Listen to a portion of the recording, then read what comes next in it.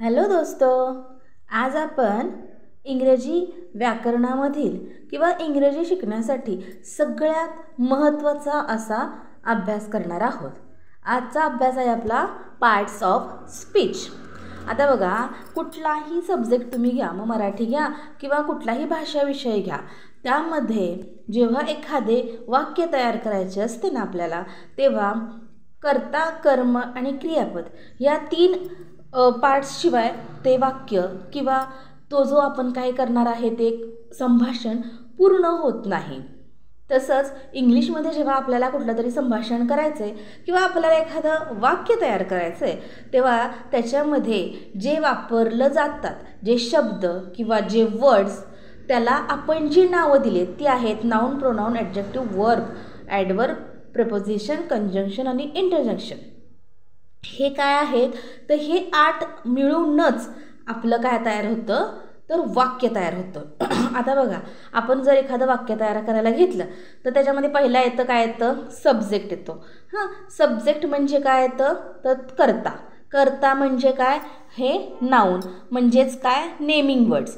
आता naming words म्हणजे आपण स्वतः, आता समजा मी आहे तर मी काय, boy, girl, India, animal, bird, म्हणजे कुठल्याही वाक्याची सुरुवात किंवा कुठल्याही वाक्याचा जो मेन आहे तो आहे नेमिंग वर्ड्स, नाऊन किंवा सब्जेक्ट, आणि त्याशिवाय ते वाक्य पूर्ण होऊ शकत नाही. आता नाऊनमध्ये आय, ही, आपण किंवा आय घेतलं, समजा आय घेतलं, आय ईट मँगो, तर आय हे काय झालं तर आय हा झाला कर्ता. कर्ता म्हणजेच काय झालं, त्या वाक्यातलं हे झालं नाऊन. आय ईट, ईट हे काय झालं तर क्रियापद म्हणजेच काय झालं, हे झालं वर्ब. अ मँगो म्हणजे काय झालं, मँगो हे झालं ऑब्जेक्ट. अशा प्रकारे आपल्याला हे वाक्य जेव्हा आपण तयार करतो तेव्हा ह्या सगळ्याचा उपयोग आपल्याला पुढे जाऊन ह्या पार्ट्स ऑफ स्पीचमधून होतो. म्हणून हे शिकणं फार आपल्याला गरजेचं आहे. तर आपलं पहिल्यांदा आपण काय बघितलं, नाऊन बघितलं. नाऊनमध्ये काय येतं तर कुठल्याही गोष्टीचं नाव, त्याला म्हणायचं नाऊन. आता दुसरा अभ्यास आहे आपला प्रोनाऊन. प्रोनाऊनचा अर्थ मी तर बघा इथं काय आलेलं आहे, word use to replace noun. आता बघा, मगाशी मी वाक्य तुम्हाला काय सांगितलं, आय ईट अ मँगो. आता ह्या वाक्यामध्ये मी आय वापरलं, पण आपण बघा इंग्लिशचा कुठलाही एखादा पॅसेज बघा किंवा काहीही बघा, त्याच्यामध्ये आय आय असं पण परत परत वापरू शकत नाही. किंवा एखाद्याचं नाव आपण वापरलं की प्रिया ईट मँगो, प्रिया ईट ब्लाब्ला, असं जेव्हा असतं ना, तेव्हा प्रियानंतर आपण त्या प्रियाला हे करण्यासाठी, प्रियाचं हे दाखवण्यासाठी आपण काय वापरतो, शी वापरतो. किंवा राम असेल तर ही वापरतो. मग त्या ज्या प्रिया ह्या सब्जेक्टसाठी आपण जे दुसरं वापरतो त्याला म्हणायचं प्रोनाऊन. म्हणजेच काय, जर नाऊनला आपल्याला रिप्लेस करण्यासाठी जे आपण शब्द वापरतोय त्याला म्हणायचं प्रोनाऊन. आता मी माझं असेल तर मी माझ्यासाठी आय वापरणार, आपण असू तर वी वापरणार, तू असशील तर तू, ते असतील तर दे, तो असेल तर ही, शी म्हणजे ती, इट म्हणजे परत ते. अशा प्रकारे हा प्रोनाऊनचा झाला अभ्यास. आता हे आहे ॲडजेक्टिव्ह. ॲडजेक्टिव्ह म्हणजे काय तर डिस्क्रायबिंग वर्ड्स. म्हणजे काय, हॅपी, स्मॉल, प्रिटी. म्हणजे आपण आता समजा एखादा मुलगा तिथे बसलाय, तो छोटा आहे, तर आपण काय म्हणतो, तो मुलगा छोटा आहे की नाही. मग हे जेव्हा आपल्याला तो छोटा आहे हा शब्द आहे म्हणजे तो काय आहे, स्मॉल आहे. म्हणजे आपण काय सांगू शकतो की आपल्या त्या मुलाचं आपण थोडक्यात तिथं काय केलं आहे, डिस्क्रिप्शन केलं आहे. किंवा तो मुलगा हॅप्पी आहे, ही इज हॅपी. आता आपण ही इज हॅप्पी म्हणजे तो आनंदी आहे. हे आपल्याला म्हणजे त्या कर्त्याविषयीचं जास्तीचं हे की तो हॅप्पी आहे किंवा तो स्मॉल आहे, तो प्रिटी आहे, तो टॉल आहे, तो हँडसम आहे, त्यासाठी जे वर्ड्स वापरतात त्याला म्हणायचं ॲडजेक्टिव्ज. आता आले वर्ब्स. वर्ब म्हणजे काय तर डुईंग ऑर ॲक्शन वर्ड्स.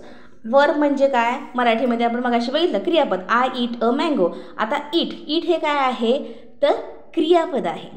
आणि कुठलंही वाक्य हे क्रियापदाशिवाय कधीच पूर्ण होत नाही. आता त्याच्यामध्ये क्रियापद भरपूर प्रकारचे येतात. रन, स्विम, कुक, ईट. हे एवढे आपण आता त्याचे उदाहरणं घेतलेले आहेत. अशा जे ॲक्शन तयार होती, जे वाक्य आपण लिहितो तेव्हा ज्यामध्ये जी क्रिया होती त्याला म्हणतात वर्ब्स. आता बघूया आपण ॲडवर्ब. ॲडवर्ब म्हणजे काय, तर मगाशी कसं आपण बघितलं की डिस्क्रायबिंग वर्ड्स, तर वर्बचं जास्तीची माहिती सांगणारं म्हणजे मॉडिफाईंग वर्ड्स म्हणजे जास्तीची माहिती सांगणारं ॲडवर्ब. आता रन आहे, run, he is running fast, तो फास्ट पळतोय, म्हणून फास्ट हे काय झालं तर ॲडवर्ब झालं. किंवा ही इज वॉकिंग स्लोली, मग आता काय झालं, स्लोली हे काय झालं, वॉक या शब्दाचं जास्तीचं वर्णन करणारा शब्द स्लोली झाला. आय ईट क्विकली म्हणजे मी फास्ट खाते, म्हणजे मी खाते. ईट या शब्दाला क्विकली या शब्दाचं क्विकली हा शब्द ॲडवर्ब म्हणून आपण वापरतो. आता पुढचा शब्द आहे प्रेपोजिशन्स. प्रेपोजिशन्स म्हणजे काय, word showing relation between words, phrases in sentence. I am sitting on chair म्हणजे, किंवा the ball is on the table म्हणजे जे वाक्य आहे त्याच्यामधल्या ते एखादी वस्तू आहे, एखादी कुठलंही समजा पेन आहे किंवा कुठलीही वस्तू आणि त्याचं त्या वाक्याशी जास्तीची माहिती म्हणजे ती वरती आहे, खालती आहे, आतमध्ये आहे ते सांगण्यासाठी जे वापरले जातात ते आहेत प्रपोजिशन्स. आता हे आहे कंजंक्शन. कंजंक्शन म्हणजे काय तर joining words. Sita and Gita are friends. And हे काय झालं कंजंक्शन झालं. म्हणजे कुठलंही वाक्य जेव्हा तुम्ही जोडणार आहे त्याच्यासाठी जो शब्द वापरले जातात त्याला म्हणायचं joining words. And, but, or, so हे आहेत जॉईनिंग वर्ड्स. आता झालं, आता 8वा पार्ट म्हणजे शेवटचा पार्ट आहे इंटरजेक्शन. इंटरजेक्शन म्हणजे काय, एक्सक्लेमिंग ऑर सडन फिलिंग्स. आता बघा हे फार सोपं आहे. वाव, ओ, उप्स, या. आता आपण म्हणतो वाव नाईस ड्रेस म्हणजे हे आपलं आतून एकदम आपली उत्कट भावना जी आपण जेव्हा एखादी भावना एक्सप्रेस करतो तेव्हा जो शब्द निघतो वाव हे ना, तेव्हा त्याला म्हणायचं, ते शब्द जे असे निघतात त्याला म्हणायचं वाव. किंवा आपण पडलं म्हणतो ओ आपण असं म्हणतो. किंवा उप्स, काहीतरी आपलं पडलं, काहीतरी आपलं नुकसान झालं किंवा आपल्याकडून काही चुकलं तर आपण म्हणतो उप्स. म्हणून हे एक्सक्लेमिंग वर्ड्स म्हणजे आपली जी काही फिलिंग आहे ती ह्या शब्दात आपण सांगतो म्हणून त्यांना म्हणायचं इंटरजेक्शन. त्याचे हे उदाहरणं आहेत ओ, वाव आणि उप्स आणि या. तर आपण आज हा पार्ट ऑफ स्पीचचा अभ्यास केला. तो तुम्हाला समजला का आणि तुम्हाला व्हिडिओ कसा वाटला ते तुम्ही नक्की कमेंटमध्ये सांगा. आवडला तर लाईक करा, सबस्क्राईब करा. थँक्यू, धन्यवाद.